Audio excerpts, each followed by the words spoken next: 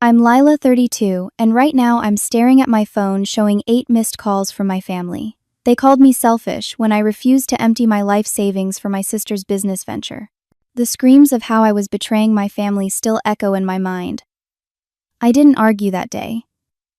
I simply walked away and rebuilt my life elsewhere. This morning, after 6 months of silence, they finally discovered why their golden child's dreams collapsed. Let me know where you're watching from in the comments, and if you've ever had to protect your boundaries with family, hit that subscribe button to hear how I stood up for myself and discovered what I'm truly worth. Growing up in a modest 3-bedroom house in Beaverton, just outside Portland, Oregon, I never questioned the family dynamics that shaped me. My father, Thomas, worked as a high school history teacher, and my mother, Diana, ran a small flower shop downtown. We weren't wealthy, but we had enough for a comfortable life in our quiet neighborhood of manicured lawns and weekend barbecues. From my earliest memories, the family hierarchy was crystal clear. My older sister, Amelia, now 35, was the shining star of our household. 3 years younger than her, I occupied the invisible middle child position, while my brother Noah, who's 28 now, completed our family unit as the baby and only boy. Amelia possessed the kind of natural charisma and beauty that drew attention wherever she went. With her perfect auburn curls and infectious laugh, she charmed everyone from relatives to strangers at the grocery store. I, on the other hand, was the quiet one with straight brown hair and an affinity for numbers rather than spotlight. My parents never explicitly said they favored Amelia, but their actions spoke volumes throughout our childhood. When Amelia expressed interest in painting at age 9, my parents immediately enrolled her in private art classes with a renowned local artist. The lessons weren't cheap, costing nearly $200 monthly, a significant amount for our middle-class budget. When I asked for dance lessons 6 months later, my mother smiled apologetically and explained, "We've already committed to Amelia's art. Why don't you join the free dance club at school instead?" By 13, I was babysitting neighborhood kids to pay for my own dance classes, learning early that if I wanted something, I needed to earn it myself. The pattern continued through our school years. My parents attended every one of Amelia's art shows, school plays, and poetry readings. They'd stand beaming with pride, my father's camera perpetually capturing her every achievement. Meanwhile, when I made honor roll consistently or won the regional math competition in 8th grade, their acknowledgement was limited to a perfunctory "Good job, Lila," and a quick pat on the shoulder. During the Christmas of my freshman year of high school, I unwrapped a practical gift set containing a scientific calculator and study guides, while Amelia received an expensive easel, premium paints, and a weekend workshop with a visiting artist from New York. I remember fighting back tears as I thanked my parents for the thoughtful gift that would help with my studies, while my heart ached for just once to be the daughter who received the dream gift. My 16th birthday celebration consisted of a small family dinner with a store-bought cake. Amelia's 16th, just 3 years earlier, had been a lavish backyard event with fairy lights, catered food, and all her friends invited. When I once carefully asked my mother about the difference, she seemed genuinely confused. "Amelia's so social, sweetie. You're more private. We thought you'd prefer something quiet."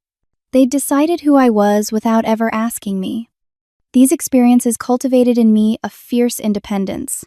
While Amelia leaned on our parents for everything from emotional support to financial bailouts, I developed self-reliance as my superpower. I worked steadily throughout high school, saving carefully and building my own safety net, knowing instinctively I couldn't count on the support my sister took for granted. When college application time came, Amelia announced her plans to attend an expensive arts college in California. My parents immediately began researching additional mortgages on our home and loan options. When I received a partial scholarship to study accounting at the state university, my father nodded approvingly and said, "Smart choice, Lila. Practical. You've always been good with budgeting." During college, I worked 3 jobs simultaneously: mornings at a coffee shop, evenings doing bookkeeping for a local business, and weekends at the campus library. Meanwhile, Amelia called home regularly for emergency transfers when she'd spent her monthly allowance too quickly on art supplies or social outings. Each time, my parents would find a way to send her money, often discussing which expense of their own they would need to postpone. My graduation day from college, summa cum laude, should have been triumphant. I'd secured a position at a respected accounting firm in Portland, achieved academic excellence, and done it largely through my own efforts. My parents attended the ceremony but left early because Amelia had an important gallery showing that same evening. "You understand, don't you, Lila? This could be Amelia's big break," my mother explained as they hurried out, missing the moment I walked across the stage. I smiled and nodded, the familiar ache in my chest, now an old companion. That night, standing alone in my apartment surrounded by unpacked boxes, I promised myself that someday I would build a life where my achievements were celebrated, not footnotes in someone else's story. The next 8 years passed in a blur of determined focus as I built my career and financial foundation brick by brick. Starting as a junior accountant at Wellington and Associates, I quickly established myself as someone who would take on the challenging clients and put in the extra hours. By my 3rd year, I'd been promoted twice and had begun specializing in small business accounting, finding satisfaction in helping entrepreneurs understand their financial position and make sound decisions. My approach to money mirrored the discipline I applied to my work. Each payday, I allocated 30% to savings, investing half in moderate risk index funds and keeping half liquid for emergencies. I tracked every expense in a detailed spreadsheet, allowing myself small luxuries only after meeting ambitious saving goals. While friends splurged on designer clothes or lavish vacations, I found joy in watching my net worth grow steadily each month. By age 28, I had saved enough for a down payment on a modest but charming 1-bedroom condo in a developing neighborhood in Portland. Nothing extravagant, but the hardwood floors, exposed brick wall, and south-facing windows that filled the space with golden afternoon light made it perfect. The day I signed the mortgage papers was one of quiet triumph. I invited my family to a small housewarming gathering, but only my brother Noah showed up, bringing a houseplant and genuine congratulations. My parents were helping Amelia move into her new rental after her latest breakup had left her housing situation unstable. Throughout these years, Amelia's life continued on its chaotic trajectory. She cycled through creative careers like costume changes, graphic designer, interior decorator, food blogger, vintage clothing, curator, and artisanal soap maker, each pursued with initial passion before being abandoned when success didn't come easily. After art school, she'd lived in 5 different cities, each move prompted by a new inspiration or relationship. Between ventures, she'd often return to our parents' home, taking over her old bedroom for months at a time while planning her next reinvention. My parents indulged each new direction, providing emotional and financial support without question. "Amelia's finding her path," my mother would explain during our infrequent phone calls. "Creative souls need space to explore." Meanwhile, my steady career progression and financial responsibility were acknowledged with bemused tolerance, as though I'd chosen a peculiarly dull path they couldn't quite understand. It was during this period I met Jackson at a friend's barbecue. A software engineer with kind eyes and a quiet confidence, he asked thoughtful questions and actually listened to my answers. Our relationship developed with the same intentionality with which I approached other aspects of my life. We discussed our values, goals, and expectations openly from the beginning.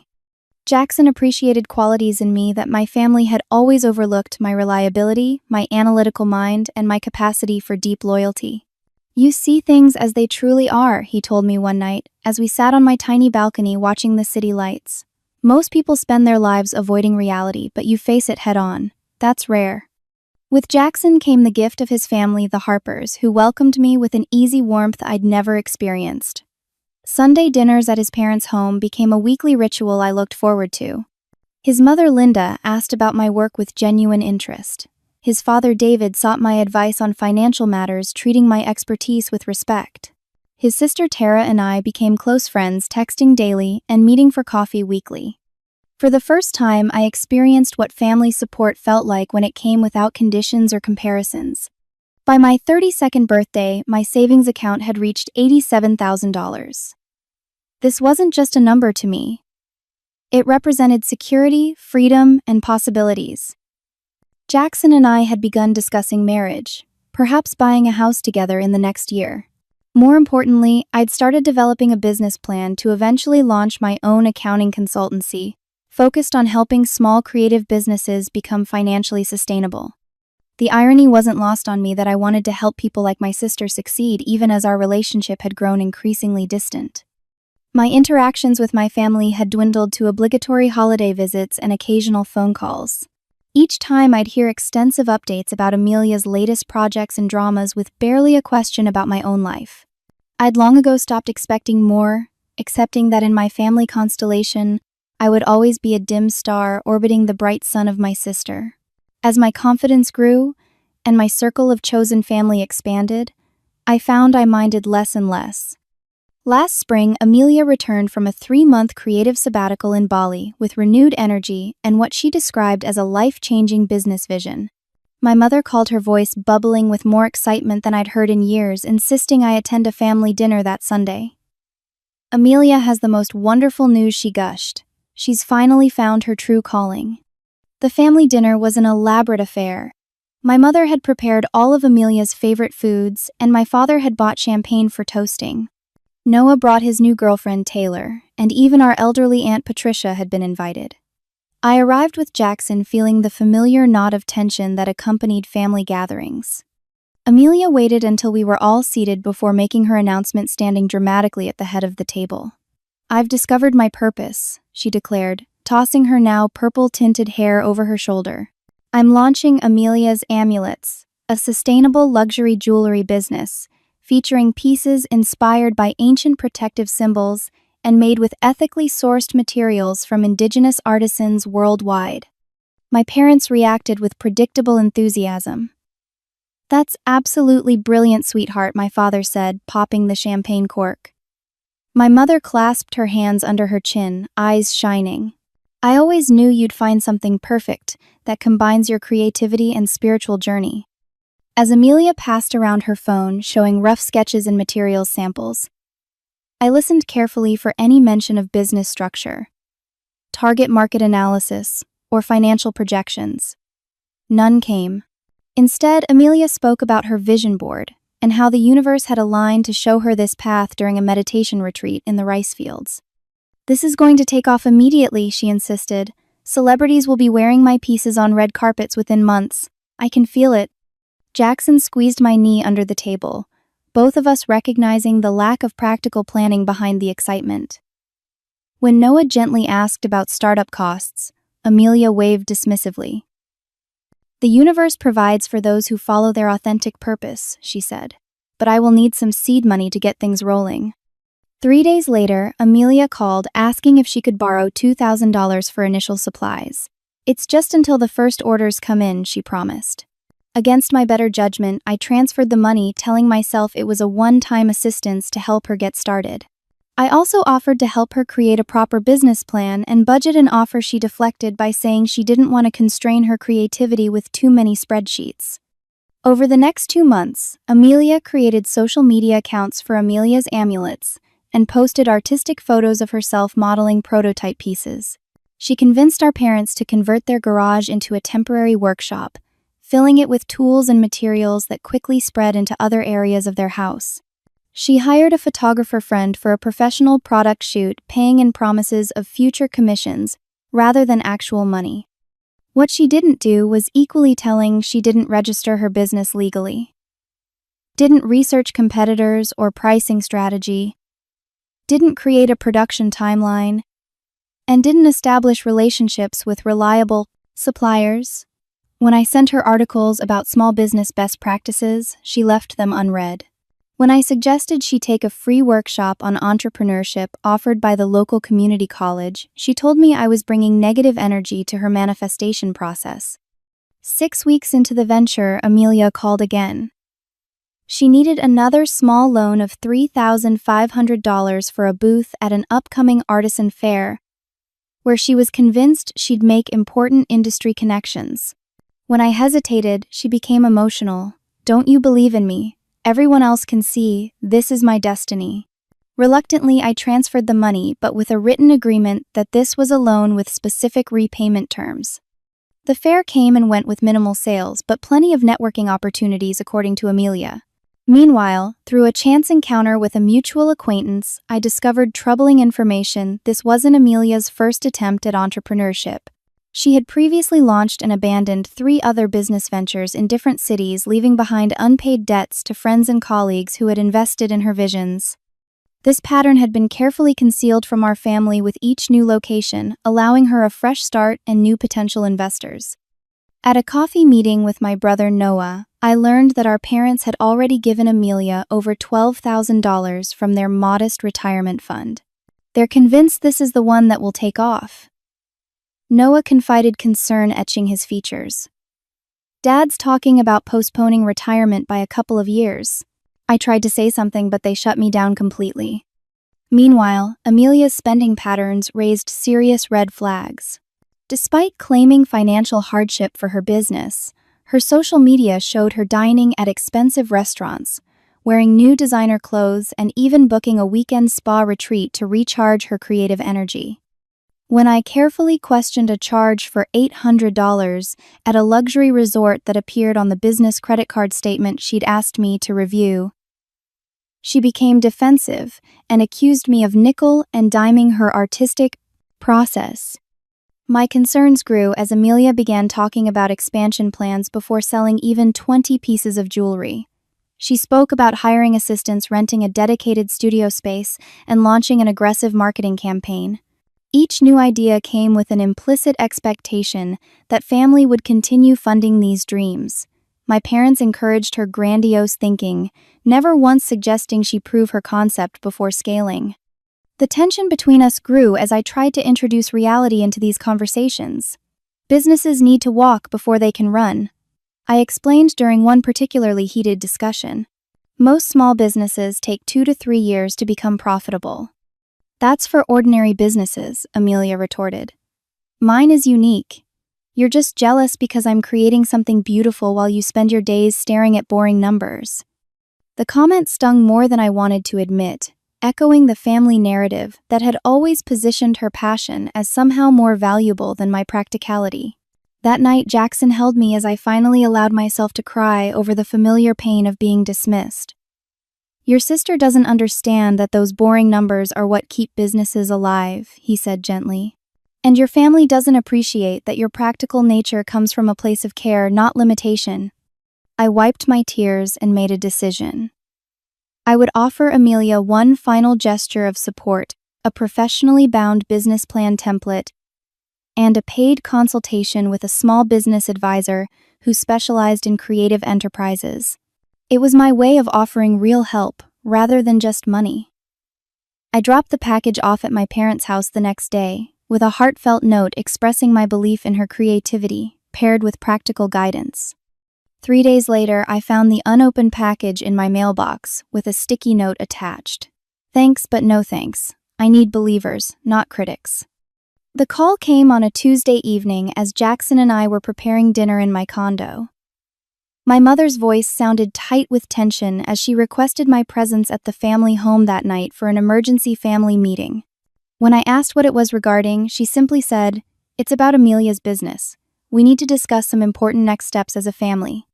An uneasy feeling settled in my stomach as Jackson drove me to my parents' house. "Whatever happens, I'm right here with you," he promised, squeezing my hand.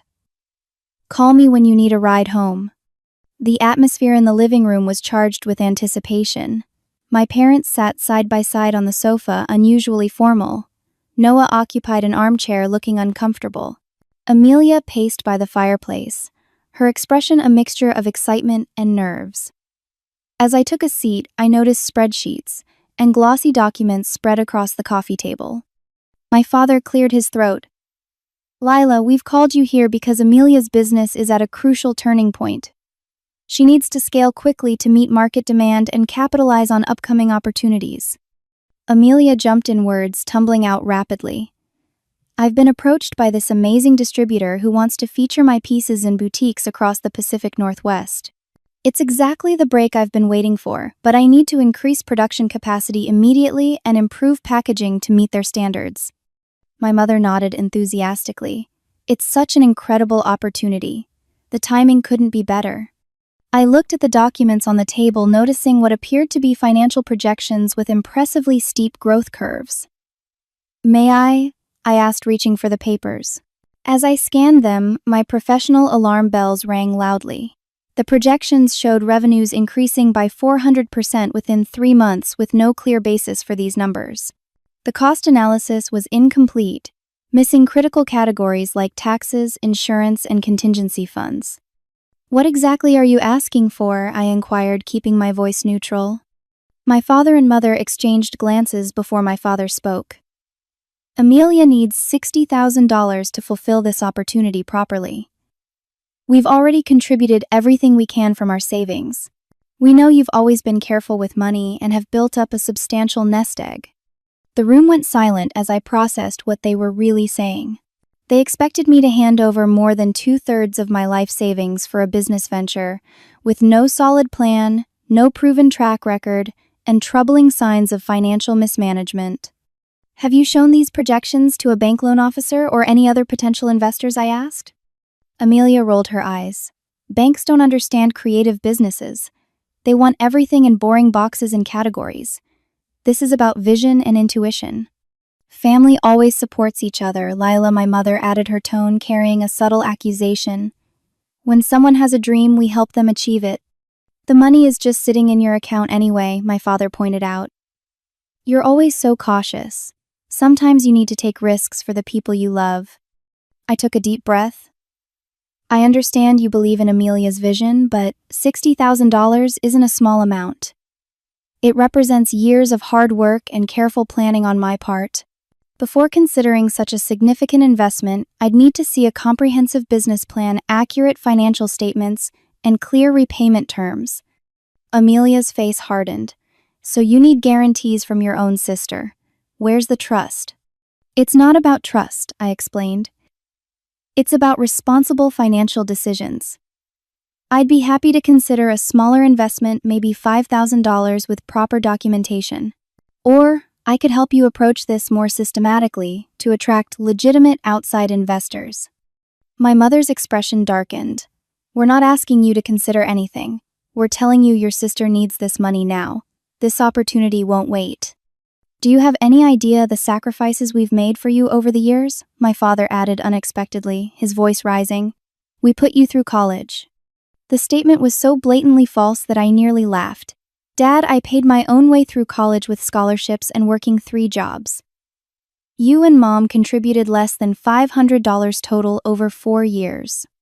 "Well, we would have if you'd needed it," he backpedaled. "We were always there as a safety net." Amelia began to cry, the tears falling in perfect streams that somehow didn't disturb her makeup. "I knew you wouldn't help me. You've always been jealous of me. You can't stand the idea that I might be successful doing something creative while you push papers all day." The unfairness of this accusation made my chest tighten. "I've already given you $5,500, Amelia. Money you haven't repaid or even acknowledged. I've offered business guidance that you've rejected. I want you to succeed. But I'm not convinced this plan is viable." "How dare you refuse to help your sister?" my mother suddenly shouted, her face flushing red. "After everything this family has done for you, you've always been selfish, always counting pennies while the rest of us live generously." My father joined in, his voice equally harsh. "We raised you better than this, Lila. Family comes first always. Your sister has a once-in-a-lifetime opportunity, and you're blocking her path with your cold, calculating attitude." Noah attempted to intervene. "Maybe we should all calm down and discuss this rationally." "There's nothing to discuss," my mother snapped. "Either Lila helps her sister like a proper family member would, or she proves once and for all that she cares more about money than her own blood." As the accusations flew, a strange calm settled over me. In their eyes, I realized my value had never been in who I was as a person, but what I could provide. My years of self-reliance, which I'd worn as a badge of honor, had led me to this moment where I was expected to simply hand over my security without question. "I will not be giving you $60,000, I said quietly when there was finally a pause in their tirade. "Not without a proper business plan, accurate financial records, and legal loan documentation." "Then, you're no daughter of mine," my father said, the words falling like stones in the suddenly silent room. "No real daughter would abandon her family like this." At that moment, the doorbell rang. Jackson had arrived to pick me up right on time, as always.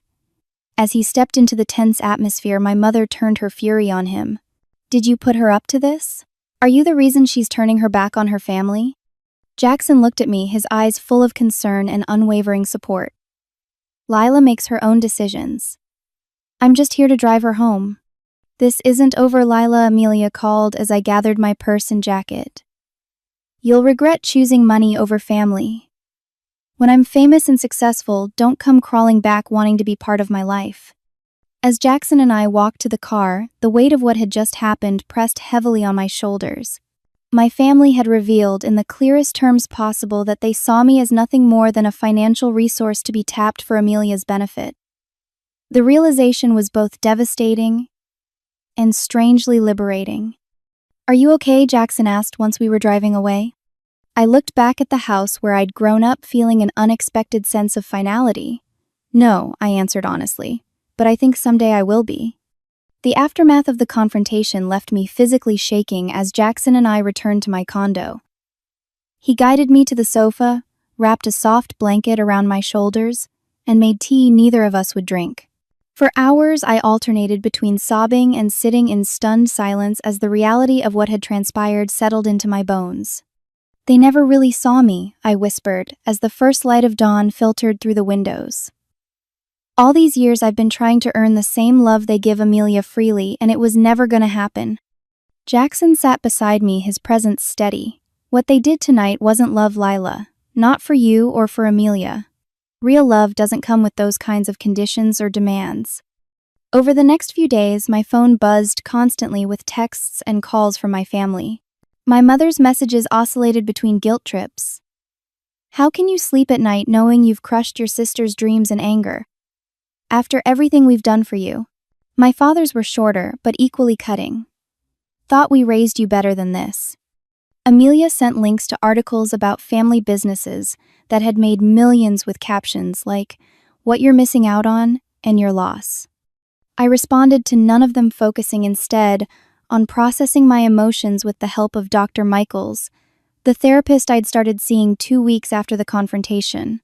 In her calm office, with its soft blue walls and comfortable chairs, I began the painful work of examining my family dynamics without the protective shields I'd built over the years.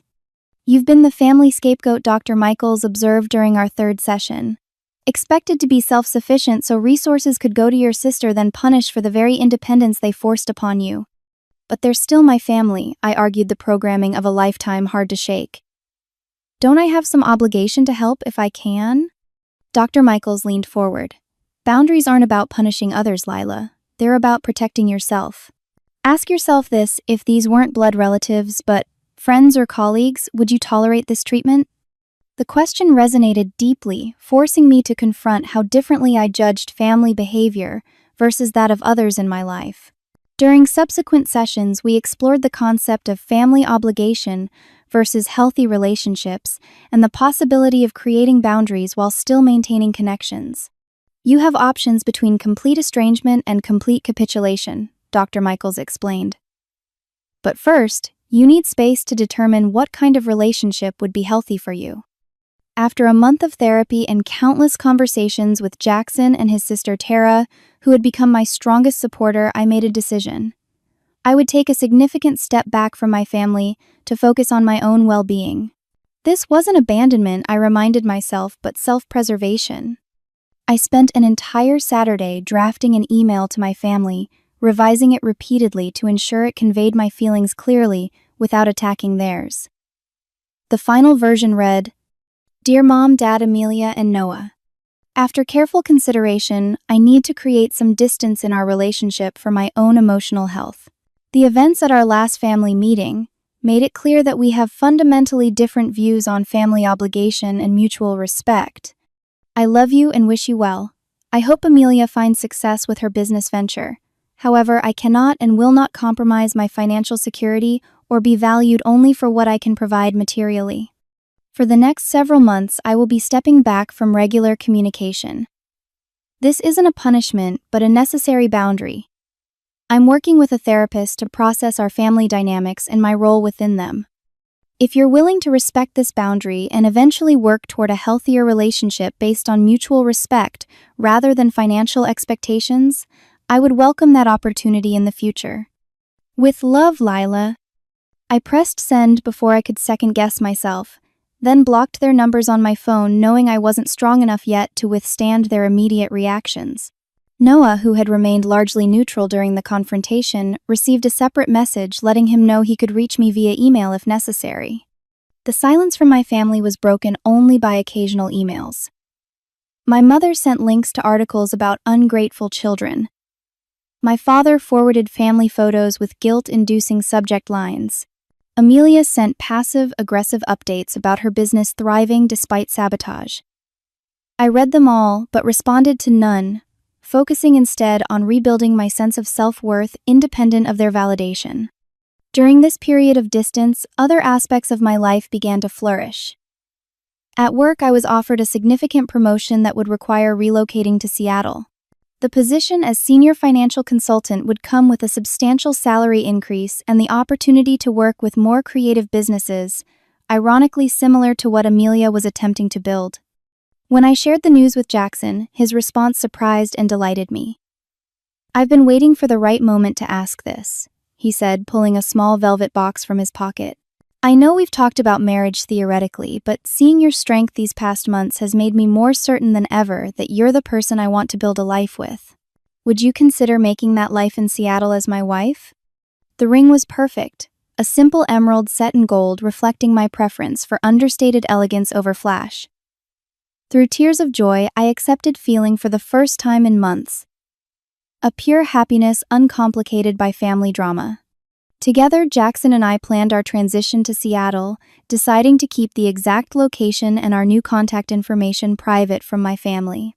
This wasn't out of spite, I explained to Dr. Michaels, but a necessary protection as I continued healing.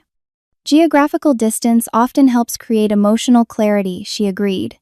Just be careful not to use physical relocation as a substitute for doing the internal work. We packed up our separate apartments, sold furniture we wouldn't need, and prepared for this new chapter. Jackson's family threw us an engagement party where I was celebrated with a warmth that still felt foreign but increasingly familiar. His mother, Linda, helped me find a wedding dress.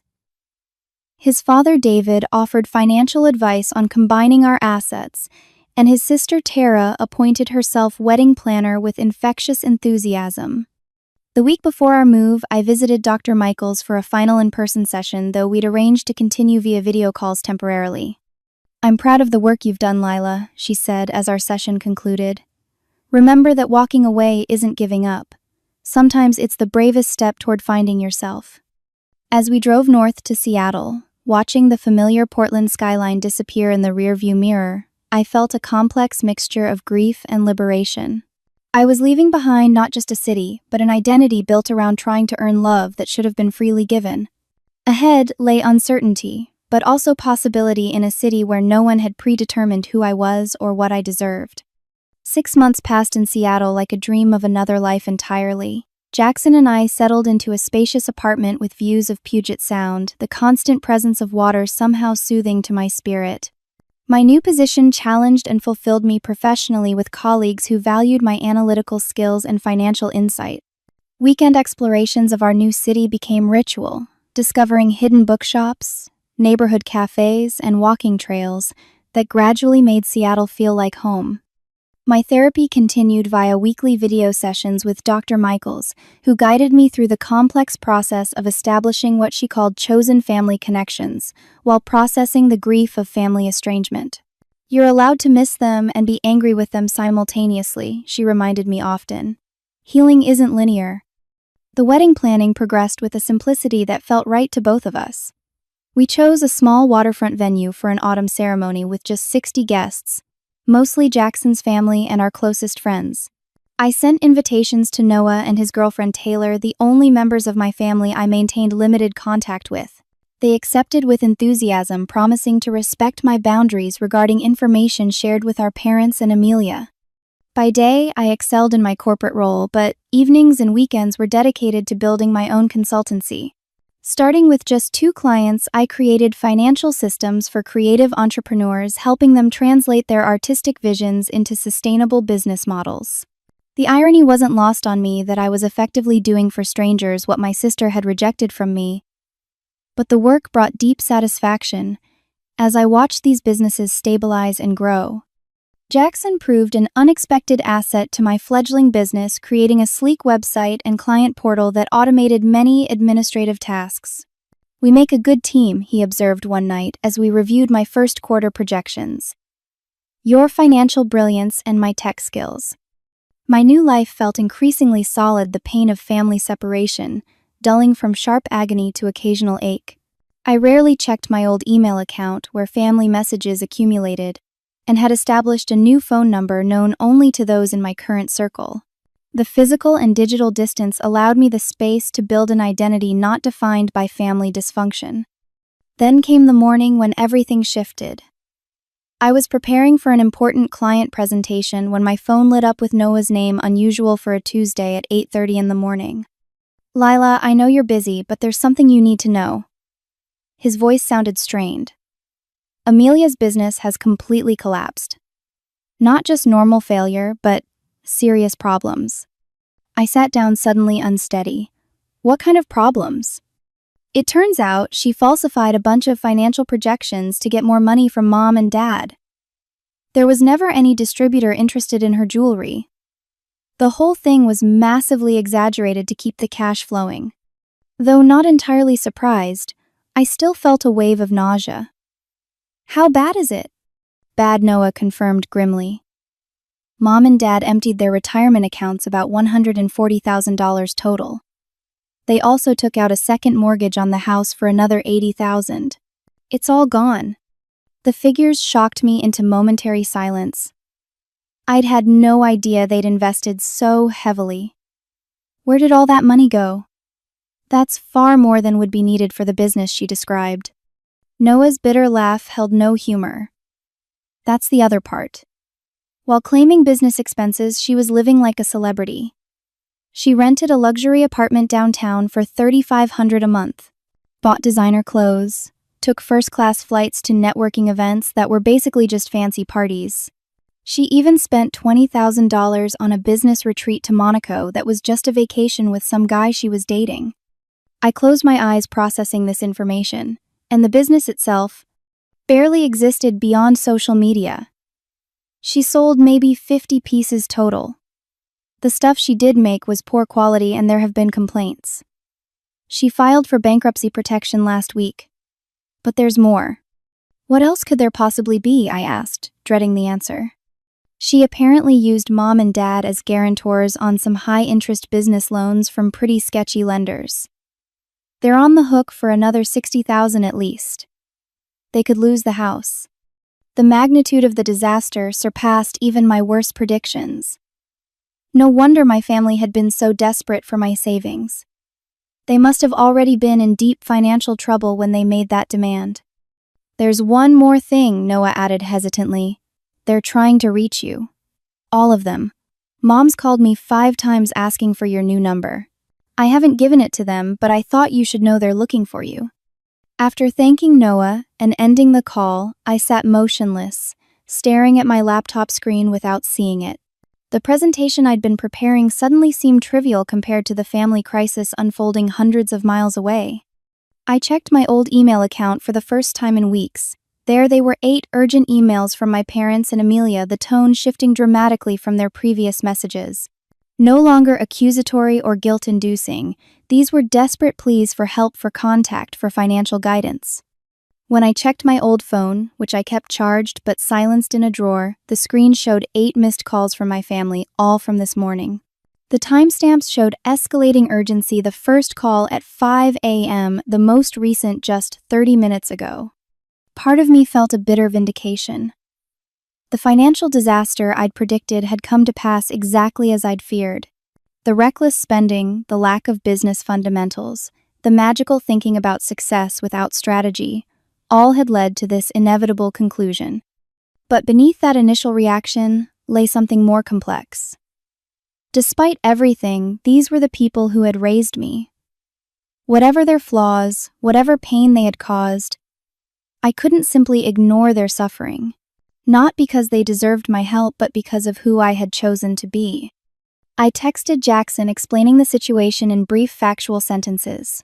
His response was immediate and supportive. "Whatever you decide to do, I'm with you." This doesn't change our life or our future unless we want it to. Next, I called Dr. Michaels and requested an emergency session during my lunch break. This is exactly the kind of situation we've been preparing for, she reminded me when we connected later. You have tools now. You have boundaries. You can engage without being consumed. What's my obligation here? I asked the question that had haunted me since Noah's call. That's for you to decide, she replied gently. But remember, offering help doesn't mean sacrificing yourself. You can provide guidance without providing money. You can offer support with clear conditions. End of quote. 2. The question isn't whether to respond, but how to respond in a way that maintains your hard-won boundaries. By evening, I'd made my decision. I would call my parents not from my new number, but from my old phone. I would listen, offer professional financial guidance if they wanted it, but maintain firm boundaries around my own resources and emotional energy. This wasn't about reconciliation, but about human compassion, limited and conditional, though it might be. The call was as difficult as I'd anticipated. My mother answered on the first ring, her voice breaking as she said my name. Lila, thank God. We've been trying to reach you all day. I heard from Noah about what's happened, I said, keeping my voice steady. I'm sorry things have turned out this way. What followed was a flood of information, much of it confirming what Noah had already told me. My parents had invested everything in Amelia's business, believing her assurances of imminent success. They'd signed as guarantors without reading the fine print. They'd ignored red flags about her spending because they didn't want to stifle her creative process. Now they faced possible foreclosure, the loss of their retirement security, and crushing debt in their 60s. We didn't understand what was happening until it was too late, my father admitted, humility replacing his usual confidence. We should have listened to you. We need your help, Lila, my mother added. We know we have no right to ask after how we treated you, but we don't know where else to turn. I took a deep breath. What exactly are you asking for? The pause told me everything. They still expected money. We thought perhaps you could help us pay off some of the immediate debts, my father finally said, just to get us past this crisis point. I can't do that, I replied firmly. What I can offer is professional financial guidance. I can help you understand your options, create a debt management plan, and navigate bankruptcy if necessary. But I won't be providing financial bailouts. Their disappointment was palpable even through the phone line. We understand, my mother said, though her tone suggested otherwise. Where's Amelia now? I asked. Another telling pause. She's staying with friends in Portland. She's taking this very hard. I scheduled a video call for the following evening to begin reviewing their financial situation in detail, then ended the conversation emotionally exhausted, but certain I'd made the right decision. Later that night, to my surprise, Amelia called the old number. I almost didn't answer, but curiosity and some remnant of sisterly concern prompted me to accept. I messed up, she said immediately, her voice small and unfamiliar.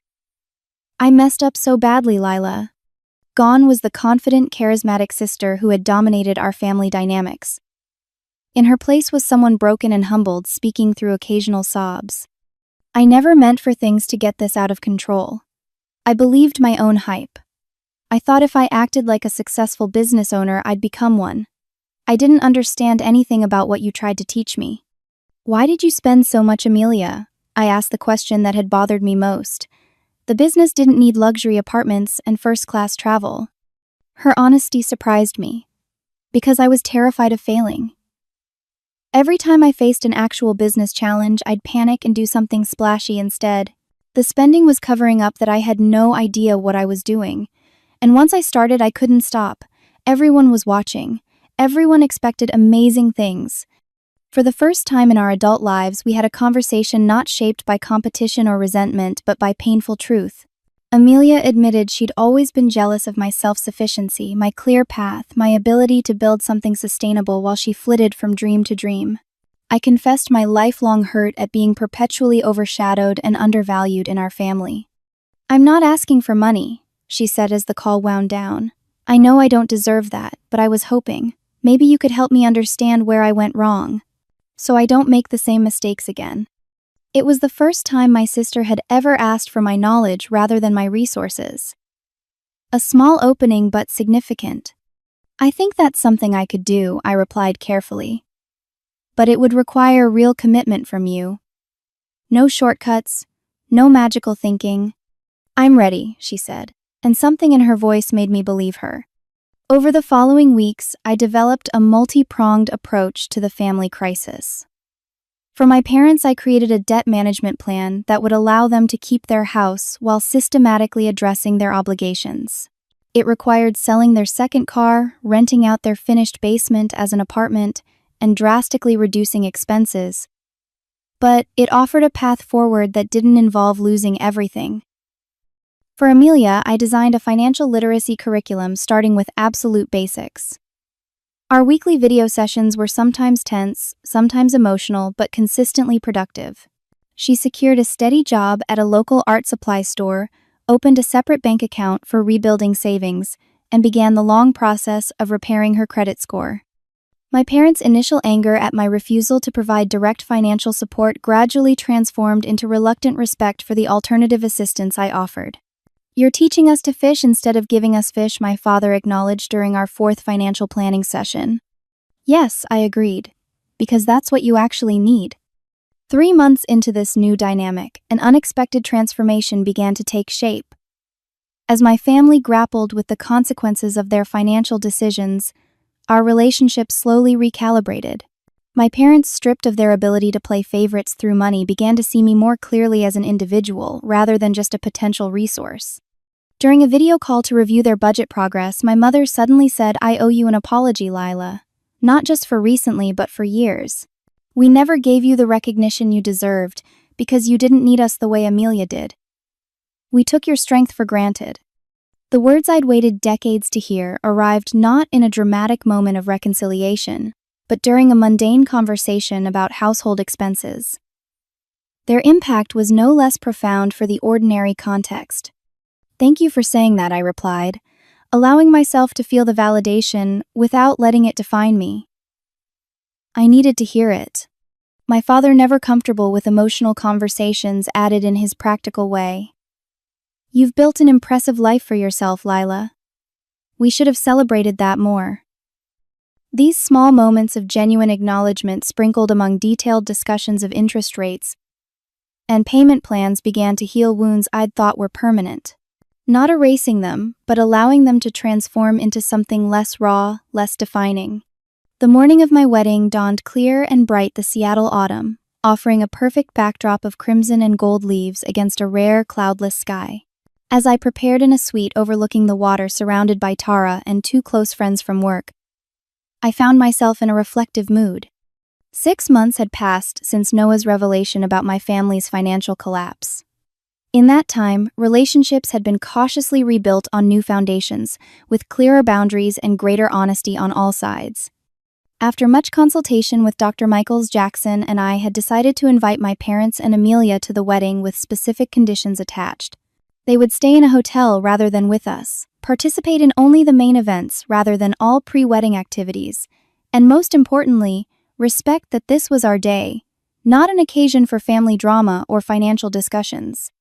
To my surprise and relief, they had accepted these terms without argument. The previous evening's rehearsal dinner had gone smoothly, my family subdued but pleasant, making appropriate small talk with Jackson's relatives and our friends. As I slipped into my simple but elegant gown, a text arrived from my mother. "We're heading to the venue now. Just wanted to say that I'm truly happy for you, Lila. You've found the partner in life you deserve." No guilt, no passive-aggressive subtext, just simple maternal happiness. A small miracle. The ceremony proceeded perfectly, the exchange of vows overlooking the sound as the afternoon sun bathed everything in golden light. During the reception, my father approached as I stood briefly alone, Jackson having been pulled away for photos with groomsmen. "I was wrong about him," my father said, nodding toward Jackson. "I thought you were choosing him over family back then. Now I see you were choosing a better kind of family, the kind we should have been." "It wasn't about choosing one over the other, Dad," I replied gently. "It was about being valued for who I am, not what I could provide." He nodded slowly. "We're learning that lesson the hard way. But we are learning." Later, Amelia and I shared a quiet moment on the venue's terrace. She looked healthier than I'd seen her in years, with her natural hair color grown out and simpler clothing, replacing her former flamboyant style. "Your business advice has been life-changing," she told me. "I'm saving up properly now. Maybe in a few years I'll try again with a small jewelry line. Something sustainable, with proper planning from the beginning." "I'd be happy to help when you reach that point," I offered. "Not with money, but with experience." She smiled. "That's worth more anyway. I see that now."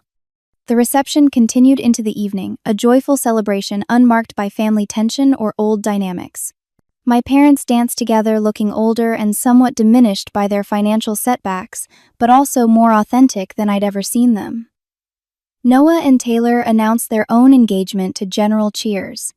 Amelia made friends with Jackson's artistic cousin Paul, bonding over shared interests without the desperate networking energy of her former self. As Jackson and I prepared to leave for our honeymoon, I realized something profound had shifted.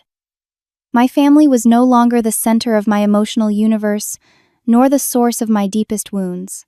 They had become what perhaps they always should have been. Simply one important element in a rich, full life built on my own terms. In the year that followed, both my career and my consultancy thrived. I gradually transitioned to full-time self-employment, specializing in financial systems for creative entrepreneurs. My client list grew steadily through referrals. My reputation for combining analytical rigor with understanding of creative processes, making me uniquely valuable in a specialized niche. Jackson's software company was acquired by a larger tech firm, providing us with unexpected financial security and the freedom to purchase our first home, a charming craftsman with a dedicated office space for my growing business. My family continued their slow journey toward financial recovery. My parents downsized to a smaller house using the equity to pay off the worst of their debts. They both took part-time jobs to supplement their reduced retirement funds. Amelia completed a business certificate program at community college and found stable work managing a local gallery while building her savings for a future entrepreneurial venture, this time with proper preparation. Our relationship settled into a new pattern, not the enmeshed, emotionally charged connections of the past, but something healthier. Monthly video calls. Occasional visits. Holiday gatherings that no longer left me emotionally drained. The distance, both geographical and emotional, had created space for mutual respect to develop. When Jackson and I discovered we were expecting our first child, the news brought a new dimension to these evolving relationships. My mother's excitement about becoming a grandmother was tempered with a new restraint, asking about our preferences and boundaries rather than making assumptions. My father began setting aside small amounts from his limited income for a college fund, a gesture whose symbolic importance far outweighed its financial value. On a summer morning, just before my due date, I sat in our garden reflecting on the journey of the past 2 years. My phone lay beside me, showing a missed call from my mother. One I would return when I felt ready, not from obligation or guilt. The lessons I'd learned seemed worth recording, not just for myself, but perhaps someday for my child. Financial independence is more than money in the bank. It's the freedom to make choices based on your values rather than desperation or external pressure. Boundaries aren't walls to keep people out, but frameworks that define healthy relationships. The strongest connections are those that respect individual autonomy. Your worth isn't determined by what you can give others materially, but by the integrity and compassion with which you live your life. Real love doesn't come with conditions or comparisons. It sees you for who you truly are and celebrates your unique journey. Sometimes walking away isn't abandonment, but the bravest step toward creating the conditions for genuine connection. Family can be both given and chosen, and often the healthiest approach is to thoughtfully blend both kinds of bonds. As I felt the first twinge of what might be early labor, I picked up my phone to call Jackson. Before dialing, I sent a quick text to my mother. "Thinking of you today. We'll call this evening. Love, Lila." The simple exchange, neither obligatory nor emotionally charged, represented everything we had built. Not perfect, not without complications, but real and sustainable. Looking out over the garden Jackson and I had planted together, hands resting on my rounded belly, I felt a profound sense of peace. The road to this moment had been neither straight nor easy, but every difficult step had led me exactly where I needed to be. Have you ever had to set difficult boundaries with family members? I'd love to hear your stories in the comments below. Sometimes the hardest decisions lead to the most necessary growth.